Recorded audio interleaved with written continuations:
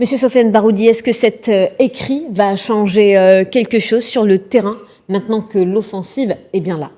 Concrètement, on savait déjà que l'OTAN et les États-Unis avaient promis à Gorbatchev de ne pas s'étendre et que justement après l'agression de la Yougoslavie dans les années 90, précisément en 99, l'Allemagne a vu son intégration à l'Alliance Atlantique d'une manière tronquée, illégale. Parce qu'à l'époque, la Russie était dans une forme de transition et qu'elle subissait déjà une crise financière très intense, qui est la crise du rouble, qui a commencé à partir de 98 et qui était déjà une offensive non conventionnelle des places financières internationales qui sont contrôlées par les Occidentaux pour affaiblir la Russie, qui était sous Boris Yeltsin, un président très impopulaire et particulièrement incompétent. Donc à partir de 99, déjà, les termes qui étaient convenus ont été violés et ensuite, il y a eu un élargissement bien au-delà de l'Allemagne, c'est-à-dire vers la Pologne et notamment vers l'espace balte, des pays baltes, qui est plus que l'étranger proche de la Russie. On va dire que c'est quasiment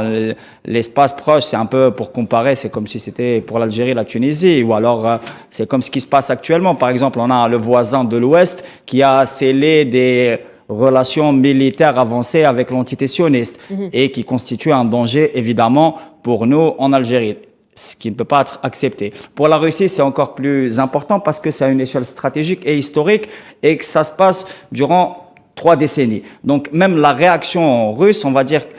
qu'elle est justifiée, qu'elle était attendue. Parce que, comme le disait le Kremlin hier, on n'est pas au début de la guerre, on en est plutôt à la fin, vu qu'il y a un élargissement d'une alliance belliqueuse anti-russe aux frontières qui pose vraiment le problème aussi. Par exemple, récemment, il y a eu un mouvement en Biélorussie où il y a eu la tentative de faire chuter le gouvernement de Yanukovych, qui est le dernier allié de Moscou. Il y a eu aussi plusieurs, ce qu'on appelle les processus de révolution colorée, qui ont touché les pays des Balkans, la Serbie en l'occurrence, mais aussi d'autres pays, la Géorgie, l'Ukraine par la révolution orange, et dont on connaît les procédés actuellement, qui sont des procédés minoritaires gérés par des laboratoires de renseignement pour changer des régimes en faveur des intérêts étrangers.